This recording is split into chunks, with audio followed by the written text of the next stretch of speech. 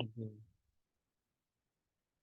Okay, so usually we tend to read the paragraphs and summarize, and after that we can share the idea. That's what we learn. So before we study about the books, the thick book, the question of Kim Milanda, this is back then. This is in the first century BC, but we skip that. We go back to the foundation of Buddhism. So you come on time. Yeah.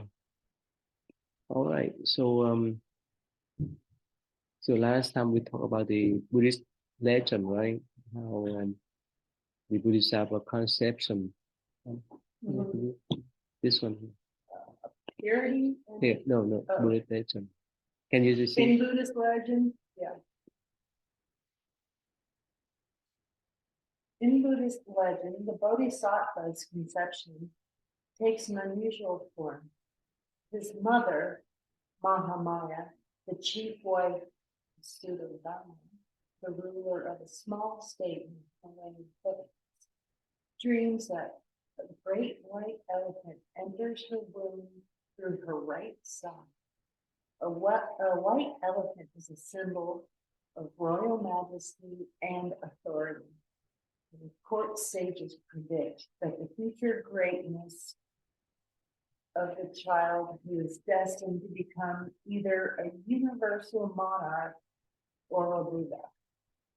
While traveling to visit her family for the final stage of her pregnancy, Mahamaya gives birth to her son Siddhartha in the forest grove near Lumbini in present-day Nepal. And many traditions highlight the exceptional nature of the Bodhisattva's delivery. As numerous sculptures and paintings depict, Mahamaya stands during the birth, assisted by a miraculously lowered branch from an overhanging tree. In some versions of the story, Siddhartha emerges painlessly from her right side and is caught in a golden net held by attendant devas. Traditions emphasize the uncharacteristic purity of the infant who, unlike other babies, emerges spotlessly clean from his mother's womb. The infant's purity is so great that Mahamaya dies a week after. So you understand this one before. So how this is most known, right? So the meaning, the meaning of first the mothers. Được không sao được. Nếu mà được khỏi cần cái micro được không? Ổn. Cũng tiếng không được. The microphone ổn. Yeah. So the persons, I think, especially you have attend to Buddha birthday celebration, right? So at first, the mothers had a dreams. In the dream, she saw the Siddhartha's elephants, Siddhartha's white elephants, enter her right side. And when she awake, she was pregnant. That's the story about. It is a lot of elaboration. It says that even before that, somehow she saw four angels or four celestial beings brought her to a pure lake to clean herself before that white elephant entered her right side. You know the significant meaning of the white elephants. What in India? In India, what was the significant meaning of the white elephants? You know that? Yeah. White represent purity.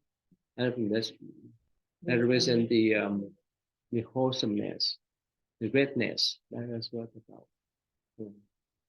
And this one is the white one does. The white one represents that, but a wild elephant represents an unclean mind. Yeah, the wild elephants. Yeah. Yeah, in Buddhism, it's some kind of Yeah, symbol. Yeah. but there's a difference between White and a wild. white and wild. Yeah. And so when he was born, right, he Yeah. came out from right side. From right side, it represented the right movement, the right things so that you step out. And according to legend, they say that when he was born, so the recipients put the wooden net to catch him. Yeah, it's quite different. Of course, this is a lot of mystery, legendary story there involved in that kind of tradition. Of course, we will not see, right? We not witness, so we don't know whether it's true or not. We can Right. base on the record. And yeah, so he so read that his mom died 7 days after she gave birth to him. But in Buddhism, when someone dies, it doesn't mean that it's the end. So his mother, when she died in this earth, she was born in one of the heaven, in the celestial beings. Yeah. Okay, let's see. Yeah. Uh, let's see. You like to? Can you read this one? This one here. Yeah. Can you see? Siddhartha's singularity as the only being capable of realizing the ultimate truth is prefigured in the first moments following his birth. He alights from the Devas arms and surveys the world in all directions, perceiving that no other being are his equal.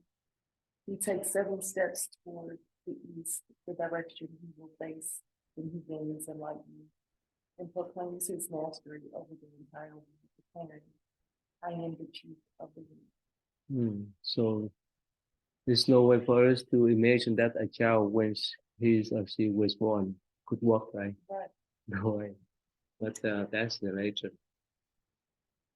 That's the legend. Yeah, their heads are still kind of shaped. Right. Yeah. Yeah. Okay, so let's here I like this book. I use this book to teach my students because it has an illustration and a lot of picture, image, and plus some type of explanation too. The purity and gender. You like to read? Yeah, please. Can you see? Oh, you cannot. Oh, really? Okay. Let me enlarge this. It's good. Yes. Better. Much better. Yeah. Traditions associated with the Buddha's mother, Mahamaya, in Buddhism, some of the roots for women in the world and bears children. Birth is often representing negative symbol of the cycles from fire, from which the Buddhist teachings provided escape. And in ancient South Asian cultures, pregnancy, birth periods, and menstruation were associated with pollution. Thus, the Buddha's physical purity at birth is emphasized, as is Mahamaya's death shortly after his birth.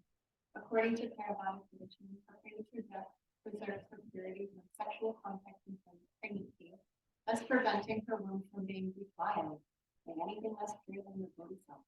This tradition also demonstrates her great store of merit, which bears immediate fruit in her rebirth as a Navadeva, a general pattern that applies to the mothers of all women.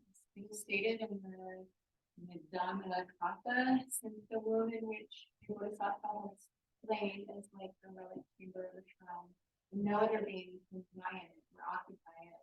The mother of the Bodhisattva died 7 days after the Bodhisattva's birth, and is reborn in the It's easy, right? Yeah. That whole like pregnancy, birth, demonstration, association with pollution. Now, in Buddhism, the notion of being born as male and female interchangeable. So this lifetime we can be male, this next lifetime we can be female, and alternatively we can be. So there's no physical evidence except to our mind, how we perceive ourselves, how we like ourselves to be. So that's why sometimes, people ask me about some people they like each other, even they have the same gender. Probably they were couples in the past in Buddhist view. So this is we have gone through all kind of mm, up and down and so forth in limitless lifetime.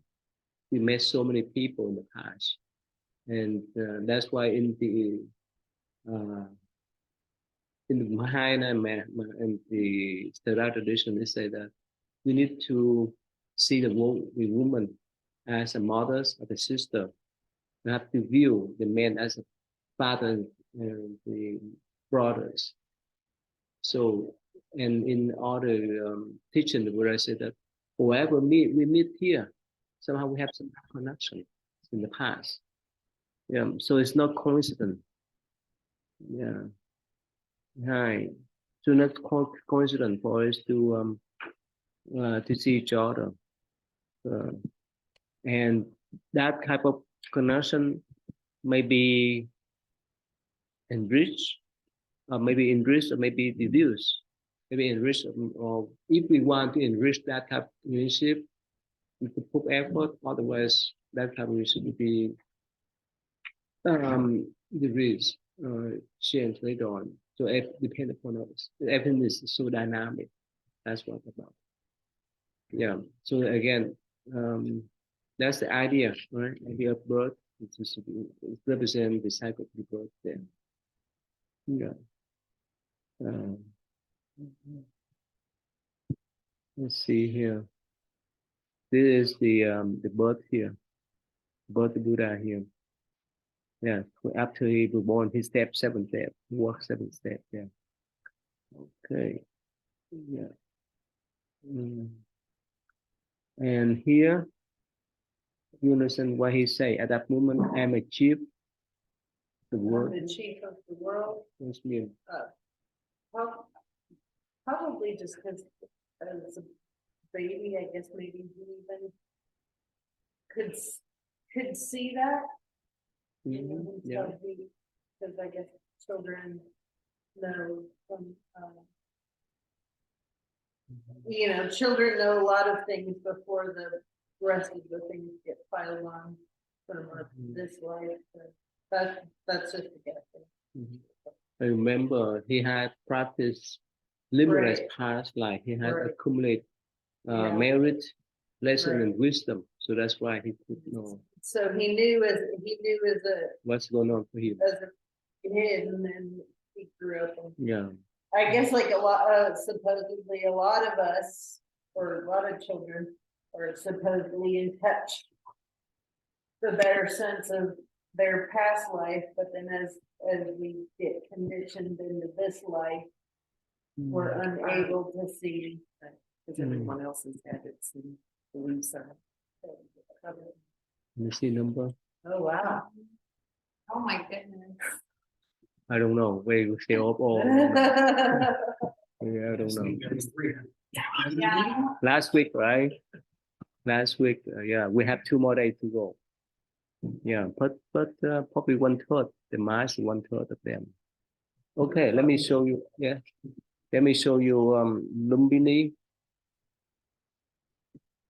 the place of the Buddha here.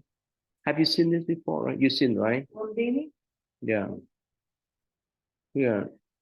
This one here. This, you seen this on the video clip before? I'm gonna see the video. Yeah.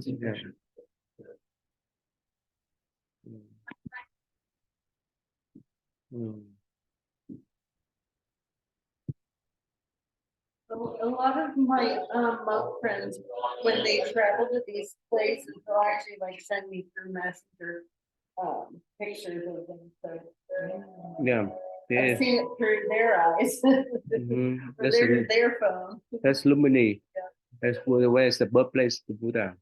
There's a pond after he's born. Yeah, they wash him there, and that's a place where Buddhist people would go to have a pilgrimage. That's the phone. Yeah, that's the pond. After he's born, they wash him. And there's the house. The building, actually the building is they dig out So the is that called Deer Park? no, Also? that's different. This is the alumni where he was born. Okay. Yeah, this is whole John view. That's the pillar. We learned about this. This is the Ashoka pillar we learned before, right? That's why he indicates where the Buddha was born. Where and he put another many pillars around the place where the Buddha had his missionary, like when he attained enlightenment, when he first taught, when he passed away. So that's now the day people could know. So Ashoka later we can learn this. He he's about more than 200 years after the Buddha. So it's pretty close. So that's why we trust this inscription. Yeah, in 2020 we made the plan to go to India, but everything shut down because of COVID. Otherwise, we'd be back there. I went there in 2000. No, sorry, 1998, 1999. Yeah, this is that is. You see that they make his statue there. Mm. Mm.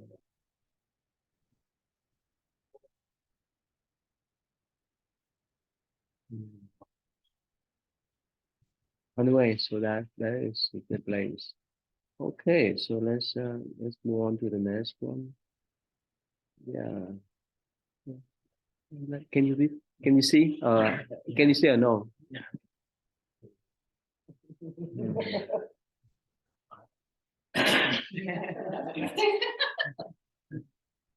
Compared to the lavish biological care according to his conception for Buddha's early life and lessons as by relatively unknown. One episode describes how he entered into a meditative trance miraculously covered by the unmoving shadow of a nearby tree, despite the scene's movements across the sky. Another story recounts how he defeated the best argument despite his complete lack of faith. It's not there. Hmm. Hmm. Hmm. The role of Yeah. From my understanding, most of the things, it's that he was pretty much a prodigy in everything. Yeah. Unusually Hi, can you hear me, Ivy?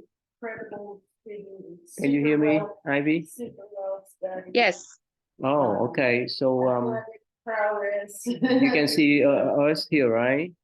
yes, You live in Louisville, Kentucky? yes. Oh, okay. Yeah, welcome in. Thank you. Nice to meet you. Yeah, nice to you. So we take turn to read the paragraphs. We summarize and share the idea, what we learned before we learn about the books. The question of the King Milenda, but somehow the book is too old in the beginning. It's so conservative. Yeah, house one, once BCE. This is 2,000 years ago. So the view is so critical, so conservative. That's why I come back to study this book. This book I use to teach my college student. Yeah, Miss Ivy. Yeah, you follow. Yes. Okay. Yeah. So can you see what's about? I mean, it sounds like there's this sort of gap in what we know. Yeah. So there's one story is that when he was about 10, 11, so he went out to the field with his fathers, who was a king. So they have what called flowering ceremony for the farmers. And somehow he took off. He didn't spend that type of flower ceremony. So he took up and went to a tree to sit down under that tree. Somehow suddenly he entered the first samadhi, first day of samadhi. He rose apple. That's what this is about here. And later on, Okay. when he left the palace and practiced self-torture for 6 years, so he remembered this experience when he was young. That's so significant for him. Yeah, so that's why he gave up that kind of self-torture practice, to follow the middle way. We learn about that. Yeah, yeah, and of course, talk about even he was not trained, but he's still the best actor in the land.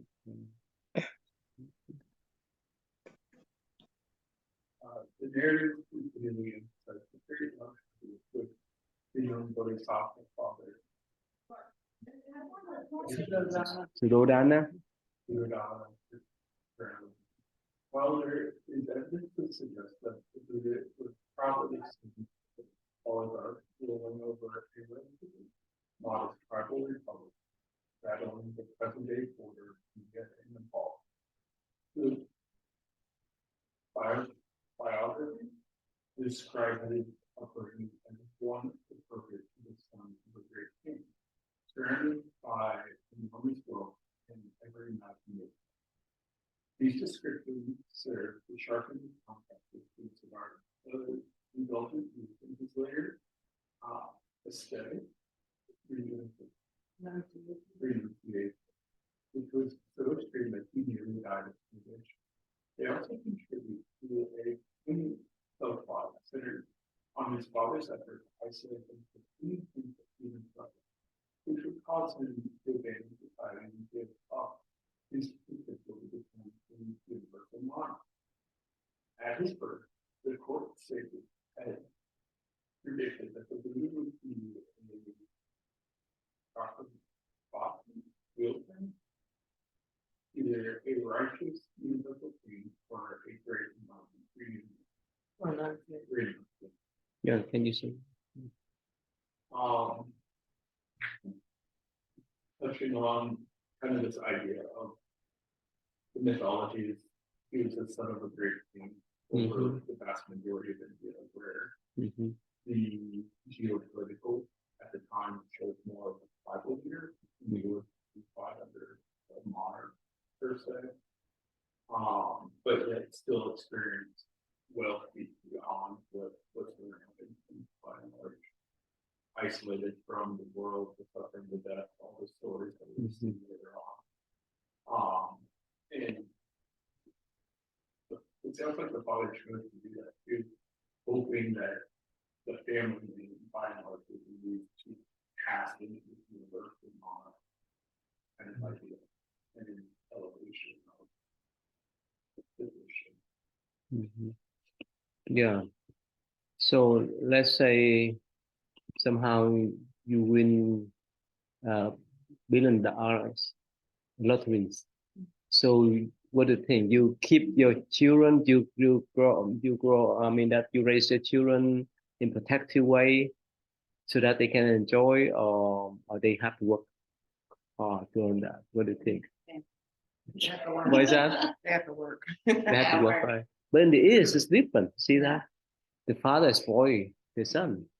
The father, the king spoil the prince.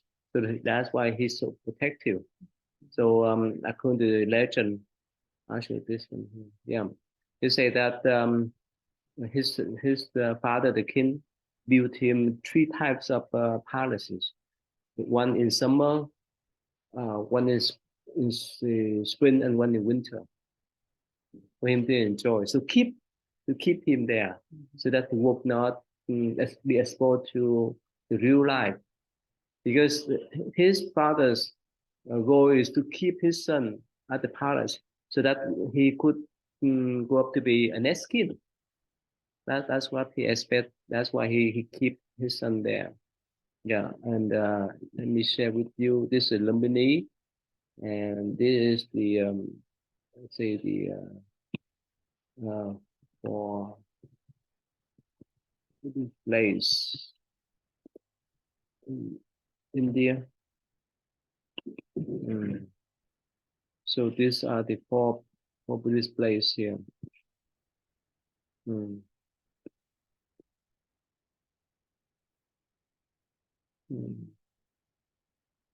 The map here. Let me see. This is the map here. Miss Ivy, if you have any question, please feel free to to ask. Okay.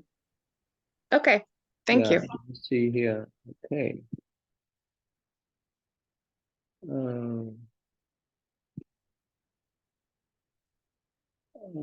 Okay.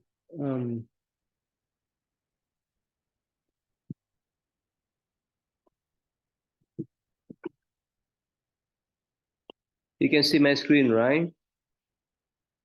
Yes, I am actually taking notes. Yeah. Oh, right here. Right here. This one is see the map here. So Lumbini, where he was born, and Bodhigaya, where he attended enlightenment. Sanat, this is where he first taught, and the last one, Kushinagar, where he passed away. So right in this corner of India here. Yeah. So Lumini now belong to Nepal. It's right near with the border between Nepal and India. Yeah, but all the places will belong to India. Okay, so Miss Ivy, would you like to read the next? I'm sorry. Let me explain a little bit further before you move on. So I'll try, but I can barely see it. can you read? Can you see? Where are we? How Starting about that. let me explain. You know what's the enlightened renunciation? Renunciate. So we're starting the new paragraph. Oh, can you While see? the story of the Buddha. Yes, please. Okay. While the story of the Buddha's life appears to resolve the tension between his two possible vocations, unequivocally, I'm sorry, I have a language barrier. Unequivocally, he renounces society and fulfills his higher good of becoming a perfectly enlightened Buddha. This history of the relationship between Sangha and state of Seoul, South and Southeast Asia, suggests a more complicated intermingling of religion and political ideals. For example, the Buddha comes to function in some Buddhist society as a sort of king above kings, who rules in absentia over a karmic hierarchy of celestial and earthly beings. There are also examples of Buddhist monarchs, such as the Dalai Lama of Tibet, who claimed to be, I'm going to butcher this word, Bodhisattva, okay, thank you. Thereby embodying the rule with powerful aura of religion authority. You understand some or still hard? A little bit. What do you understand? If you can share, I can elaborate. We can discuss. I'm new to this, so yeah, bear with me. About this?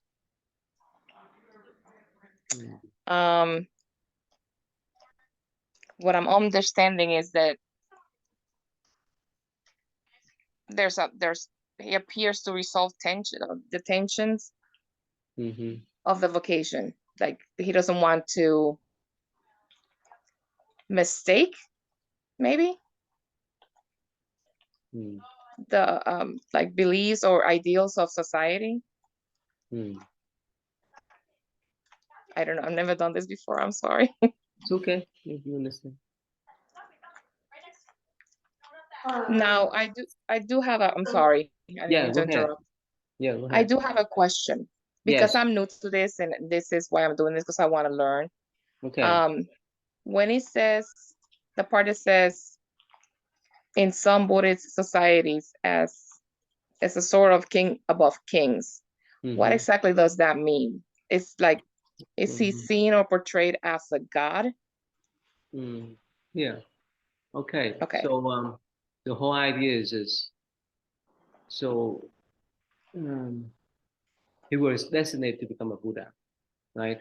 But his father wanted to become a earthly king, right? So um, mm, so when he become Buddha, that's why it say that he was the king of all the kings, the kings of the right here, the celestial and earthly beings. Okay. So because he attained enlightenment, so he will not be bound by the earthly matters. That's what it's about. Okay. Yeah, and see here. Well, that first sentence, um, resolving the tension between two possible vocations unequivocally means he chose becoming an aesthetic, becoming, a spiritual master, that like there was no doubt, after all of whatever that his path, the spiritual path, not to become this king, but it was to become an enlightened. Mhm. And so a renunciant is like any monk, ascetic, whatever, where they give up all the earthly delights and, to obtain. Yeah. In the Okay. East, I think we discussed before here. In the East, especially in India, there's tradition that, especially for men, when they was young, they live with the families. When uh, their young age, they get married. They have family. They have children. They have property and so forth. But when they are old age, when they pass middle age up to old age, so the idea is that they let go of everything. They become the mendicants, Mm-hmm. so that they could spend the rest of their life for spiritual inclination. That's the ideal way. I think mendicant is actually, if I'm not mistaken, mendicant is actually more of an accurate description of monk, Mm-hmm. because monk is actually a Christian or a Abrahamic idea. So but I think Buddhist monks are considered mendicant, but most people don't know what that means. So Yeah. So for them, because somehow we attach so much in this world, that's why at the last stage of life, they want to let go of everything, become a mendicant, so that they can be free from all kind of worldly responsibility, like job, family, and so forth. That's why they are respected even now. They are respected in India society, not here. But they're quite different. That's why somehow the Buddha saw. Remember, the Buddha saw that Hindu monk as a model for him. That's why he left the palace to search for the spiritual path. Yeah, that's, at that young age.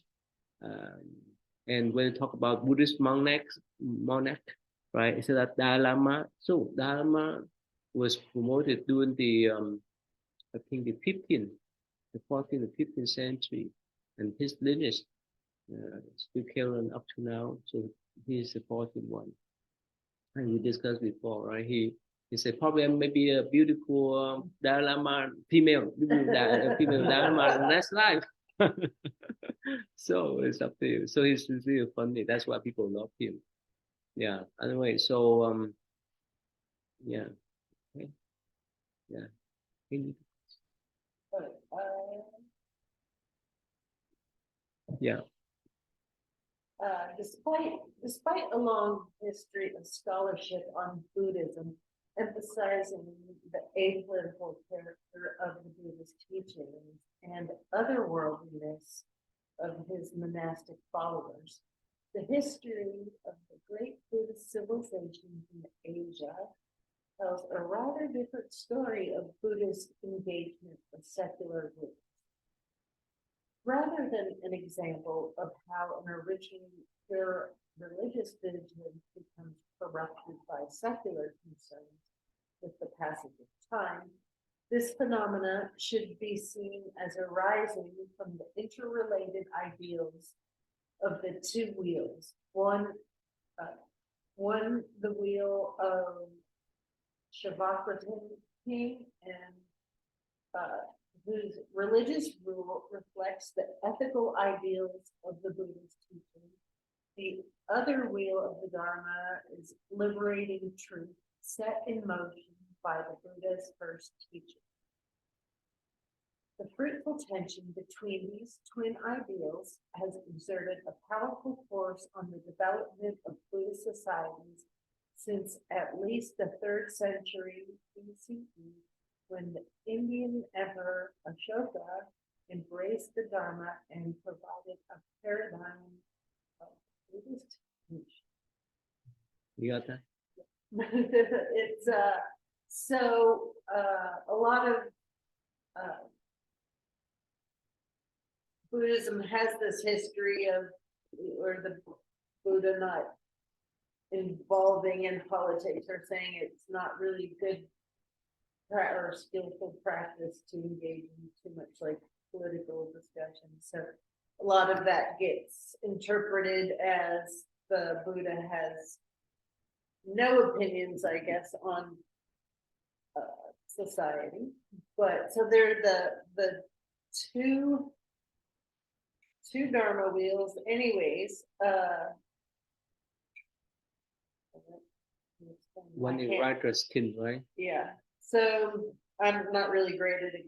I'm probably can't explain that one clearly, but it does show that later through the Buddhist teaching, as reflected by Emperor Ashoka, who was a very famous Indian ruler. That first, of course, he was very fierce and whatever, but then he also kind of renunciated, became took the Buddhist path, and then spread this peaceful way of being. He put up those pillars, instilled a lot of like humanitarian, non-violent ethics in that part, because that was a really brutal existence.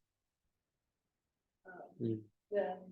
And so, anyways, it said he was the example of how that embracing the Dharma also can go along with political. Yeah, we can support but not engage in. So here in this country, we'll have what for the separation of state and church, right? It's pretty good, but somehow it's not easy because it's happened in Europe, right? So, but still, a lot of them get involved. It Right? says, in God we trust on the money. Yeah. So, but it's better. It's better to have that kind of separation. Otherwise, really, there's a lot of corruption between if it will mingle together, the political, politics and religion. Yeah. Because so Islam also has, which I think that's why Buddhism gets put into this like very I don't know that secular is the word, but like church and state, that Buddhists don't mix too much into politics. But that's because Islam very much it's not only just their religious beliefs, it's political beliefs, it's financial beliefs. So I think that's why, of course, the highlight on Buddhism is that, because we have, I think in all the Abrahamic religions to a certain degree, you have that more so, but for sure in Islam, it's concentrated politics and how to govern.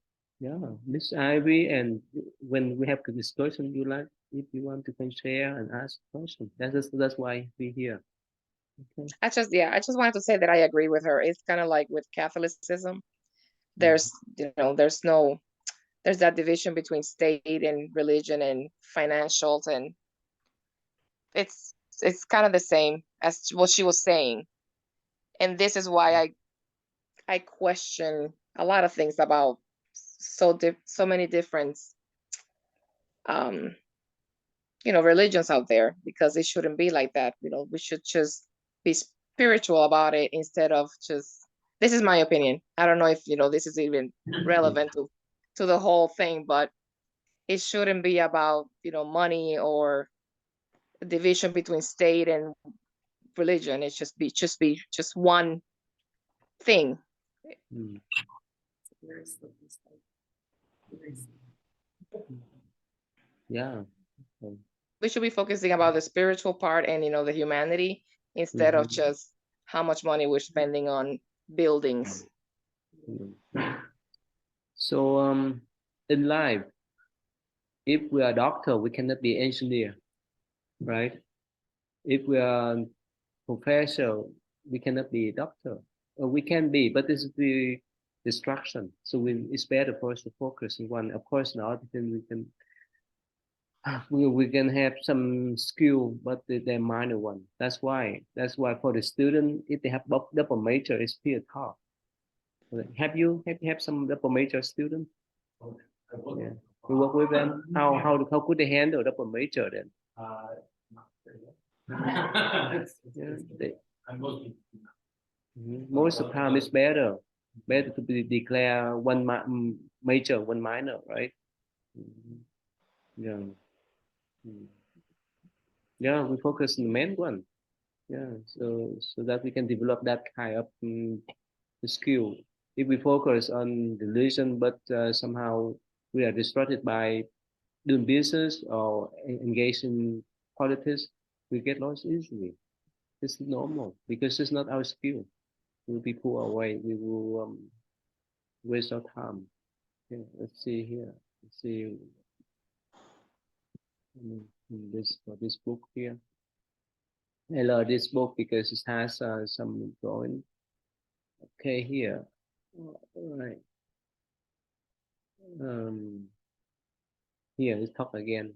Can you this part, please? This one. Can you see? Can you see?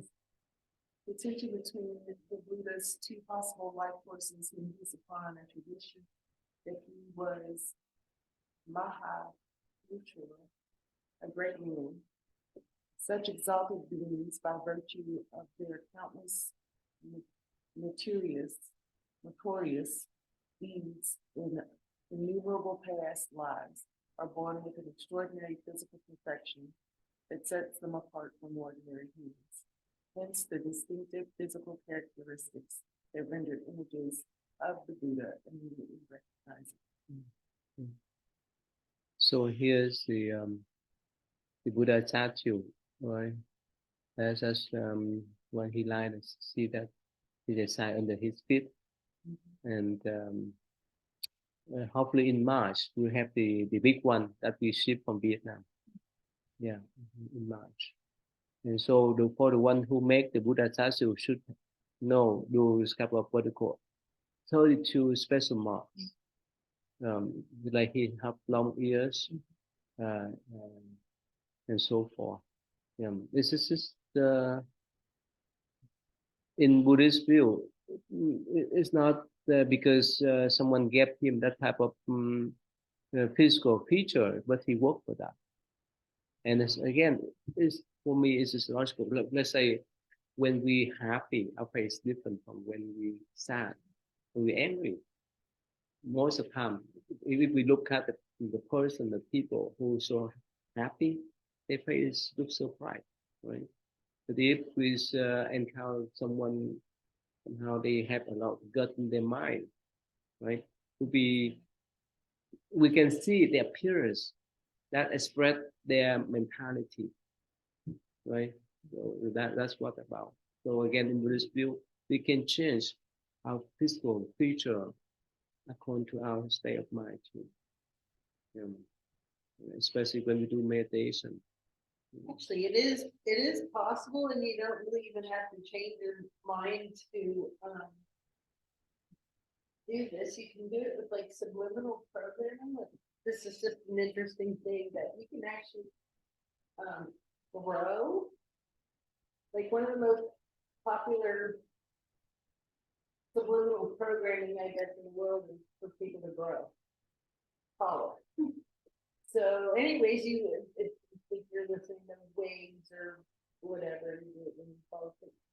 people actually achieve results growing just by reprogramming their subliminal mind that they are following.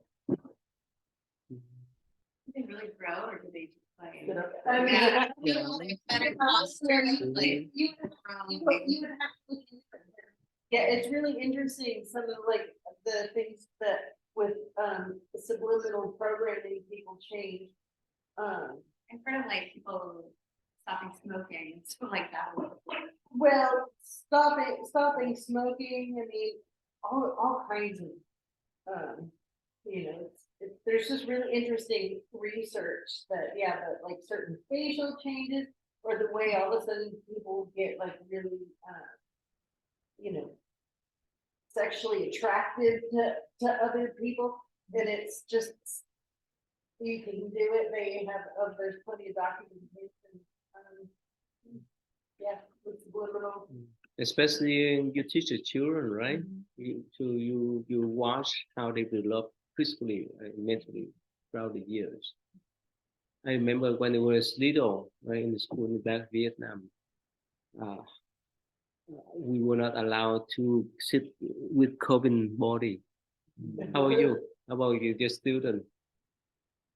They don't care. You don't care about that. No, I usually sit up pretty. I have the one ball chairs, so like it kind of makes them sit up properly because they have to keep themselves up Ah, on the ball. I see. A lot of them sit that way. Yeah, good idea. Like they sit on the chair with the ball. It's like a yoga ball. Like Oh, yoga ball, but it's okay. a chair. It has like the weight on the bottom, so they can't roll all over the floor Ah. on it. Or does yours have wheels on it? Nope, it's just a ball with like a bunch of sand at the very bottom. In Jefferson County, they have they have them with the wheels on it, and which causes a problem Yeah. for me. I'm like, stop, those chairs. I even have a big one for me. I sit at the table. Especially some young college student, right? If they have what we call public fear, public phobia, they can practice. The more they talk in the public, the easier for them. So that's the practical way to explain how we can develop our mind, our body, and so forth. It depends on how we want our lives. Mm. Okay, so let's see here. Yeah, can you see the baker? Okay. Good. Yes, the notion of the Purisa. has roots that predate history. For example, the Rigveda includes the creation myth of the universe emergence from sacrifice and cosmic evolution. While it's unclear if this influenced later Buddhist notions of the Mahapurusha and sources, the idea has marked ethical orientation. The extraordinary features of the Mahapurusha, both physical and mental, are the direct outcome of virtuous deeds performed in past lives. Some Buddhist texts emphasize both the extraordinary beauty of these parents, as well as the benefit available to those who have the good fortune to be upon him. Canonical sources detail 32 major marks for the born bodies of the Mahapurusha, and some of these are usually represented in the Buddha, including the tightly curled hair on his head, surging to the right, the hair between his eyebrows, and the image of the wheel on his feet, contribution of the further 80 minor marks. Okay, we got the idea now. Right.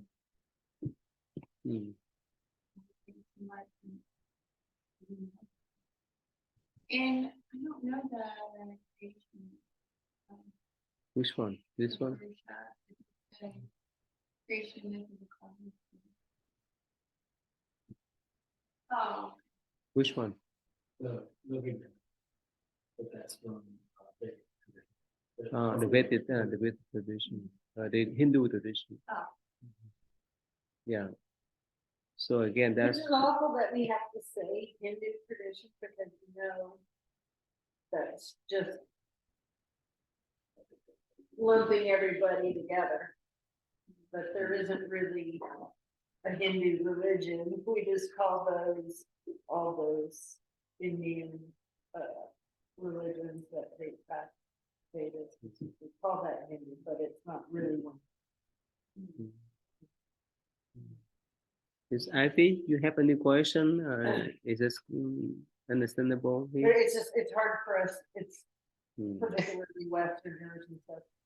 So we just kind of lump all of them, because they're very similar and stuff like that, we lump them all, we call it Hindu, but that, we just say that because subcontinental Asia used to be called Hindustan. So they lump, but, so that's how Yeah. that got called, but even though it's, so it's not really, Hinduism really isn't a religion, as it's a description of a Territory. Well, All these different beliefs, but all. they're all very similar, but it's not the same. Actual practice, the practices are very different. Yeah. Miss So there Ivy? is a difference. Yeah, there is Yeah. a difference between Indian Buddhism and like Tibetan Buddhism. Well, that's kind of different. A little, that's, we were discussing Hinduism. Yeah. That's, we call it Hinduism, the religious practices that predate the Buddha, and then of course, many of those practices still, but Buddha changed a lot of those very basic rules of those practices, which before was the caste system. Right? Got it. So the Buddha eliminates that. The Buddha also eliminates the idea of Worshiping God. the worshiping the God, and that we're not one intrinsic thing, right? So the Hindus call that Atman, but Mhm. they call it water. But that's like a permanent soul or self. The Buddha only recognizes the interdependent nature of all of that. That there isn't just one, because you can't find this one constant, unchanging thing. So that's what the main break off is, but there's a lot of Hinduism and Buddhism that are very simple. Okay. Okay. Yeah. Thank you. Thanks for explanation. Let's here. This is so the fundamental scripture into Burma. Buddha realized as he away his final nirvana. So one way as the sign. That's what his Buddha is asking about. Mm. Mm. Okay, let's see. Let's move on to the next page. Foresight. Yeah.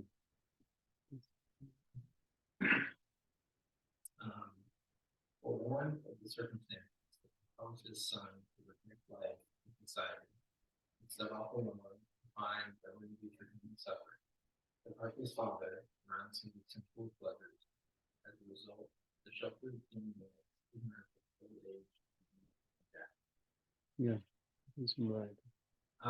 It just sort of like setting up for science. Like, I don't know how to explain it. Sorry. Yeah, keeping him away from these things.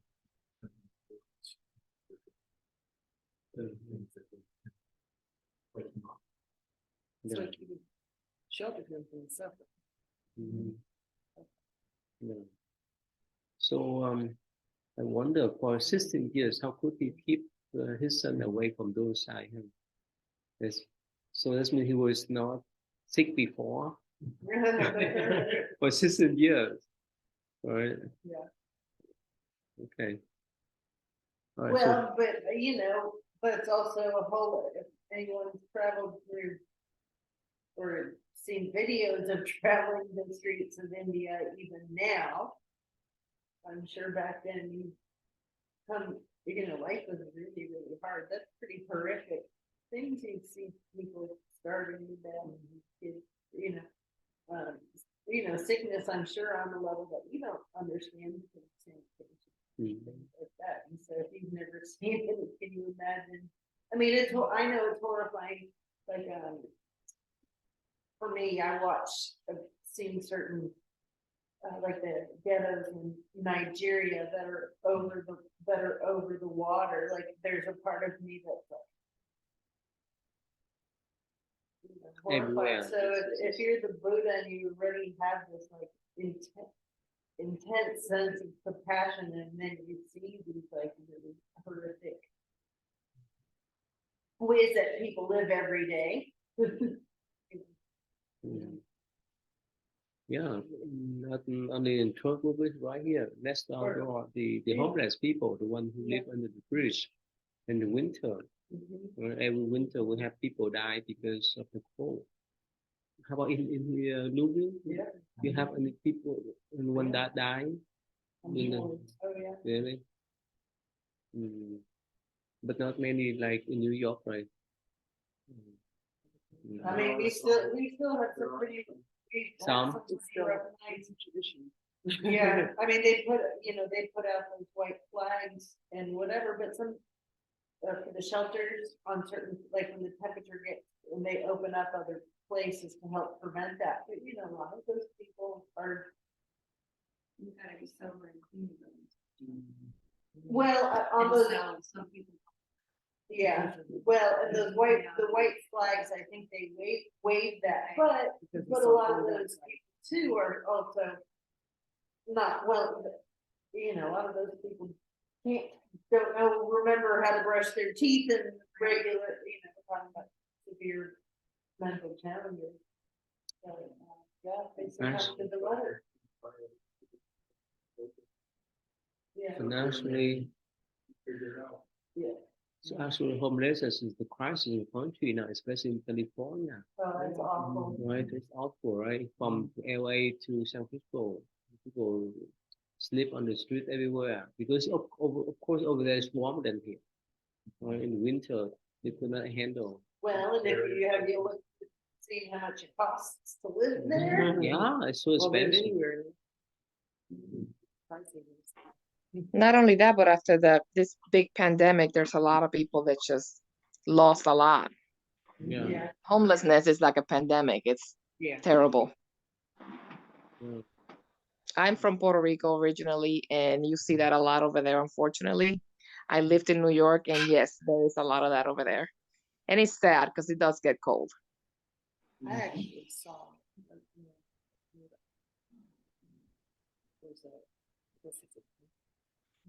Really? Where's on Newport Road?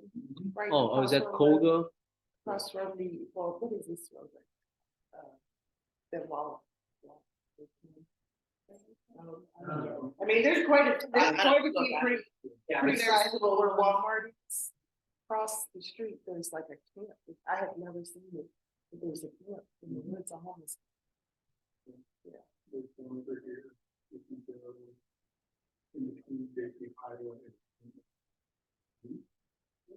I think there's one over there by Myers.